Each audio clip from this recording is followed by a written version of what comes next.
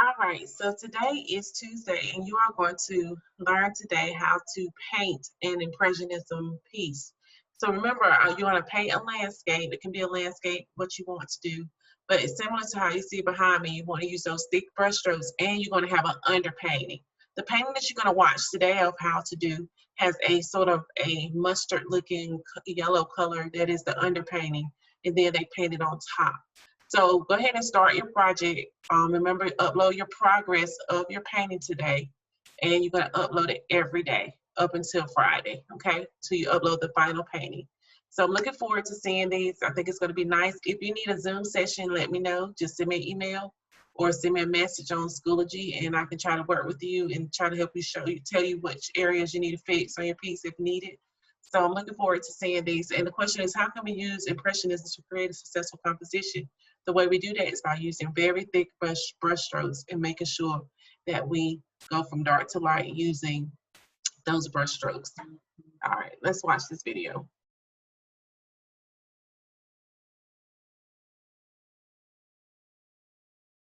And the artist is Monet that we're looking at today. Monet is a good artist to look at. Renoir is a good artist to look at as well.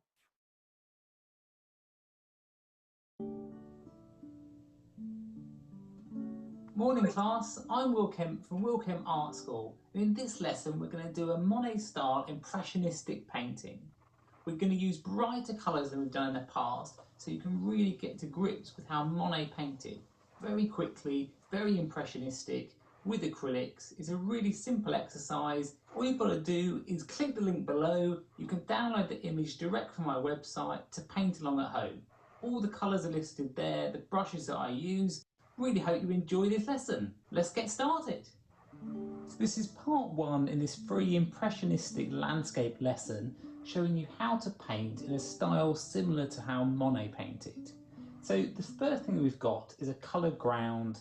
A colour ground is just when you've painted over the initial white or the initial raw canvas, just so you've got a colour to work on top of rather than just painting on top of white. This will help you a great deal because it'll be easier to judge the different tones, the lightness and darkness between objects, and because of the image that we're using, it's got quite nice bright colours underneath. Any little gaps that we leave, this colour will shine through. This is a yellow ochre underpainting. Monet used a variety of different underpaintings. His were probably a little bit more muted than this one, but for this particular scene, I felt that the yellow ochre with its nice warm colour is going to work perfectly for us. Now what I'm going to do is just put out the colours that we're going to be using for this painting.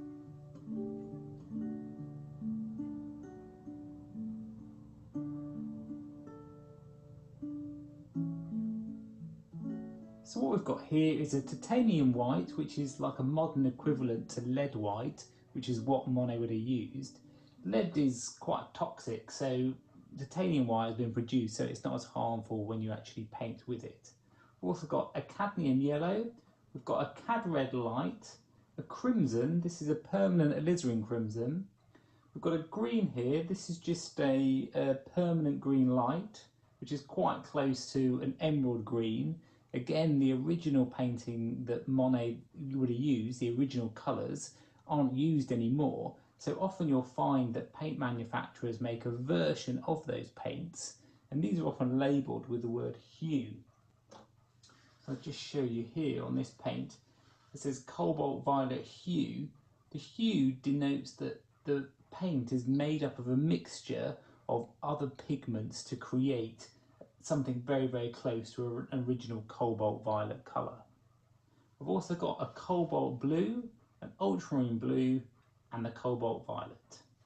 So this demonstration is using acrylics. So acrylics will dry a lot quicker than oils, which is what Monet used when he did his paintings. But it will still give you an idea of some of the techniques that you can use and how you can mix the colours to get that nice impressionistic feel into your paintings. Because he often painted outdoors and sketched initially for his paintings, I'm going to show you how to approach it quite quickly. So what you do is you block in the actual painting you're working on. We're just trying to cover over this just to give our eyes an idea of the different parts of the painting. So I'm just going to dilute the brush just with a bit of water. So the brush I'm using is just a hog brush. This is from Jackson's Art in the UK. So to start with, I'm just going to wash in the sky just with the cobalt blue. Notice how watery I'm using it, just to give us an idea of where to start with the painting. You start to see what happens is what's called optical mixing, where you get the paint optically mixing with the colour underneath it. We're going to be covering this over, but it's just something to bear in mind. Often when you're working in thin layers to start with, just washing the paint in, kind of like a watercolour technique really, the colours won't be exactly as they will be when they're finished, and especially not when we add white to them. This is just to give you a feel for getting used to working with acrylics, just so to see how easily you can brush them in.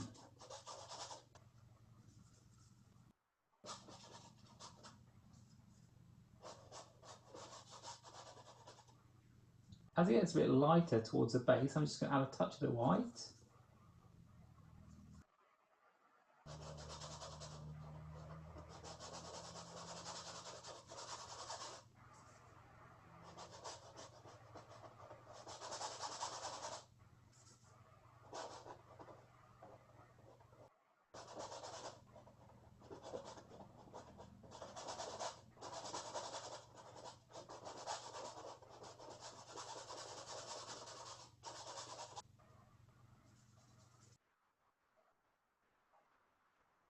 And then the mountain here has got a very, very slight green tinge that goes towards this end. So we're just going to start with the cobalt blue to start with.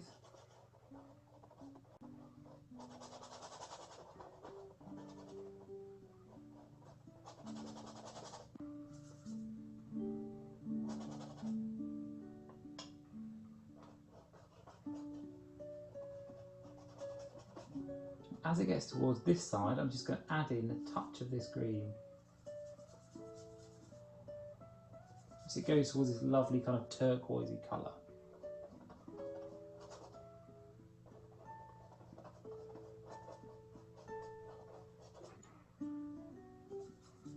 As it gets further towards this left hand side, I can just start to add a bit more of that green.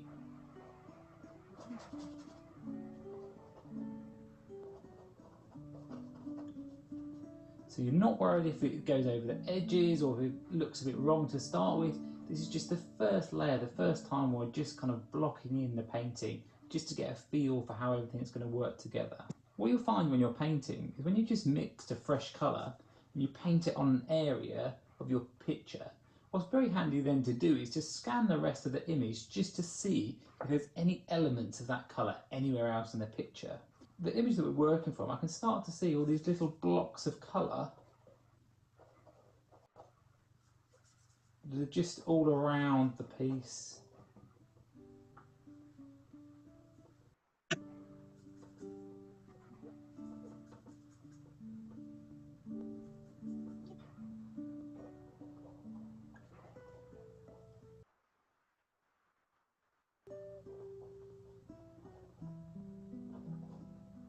And what this helps to do is bring the viewer's eye around the whole painting, and you start to get a feeling that you haven't just got the sky in the foreground, but the whole painting is all working together as one.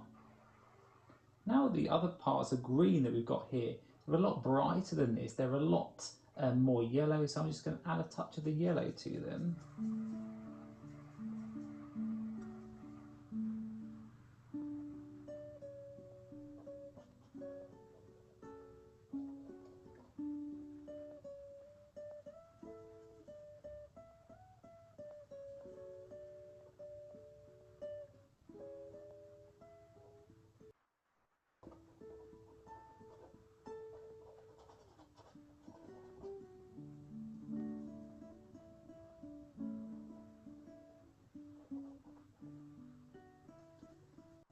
And again with this green, we can just work on top of those other greens we've already put down in the painting.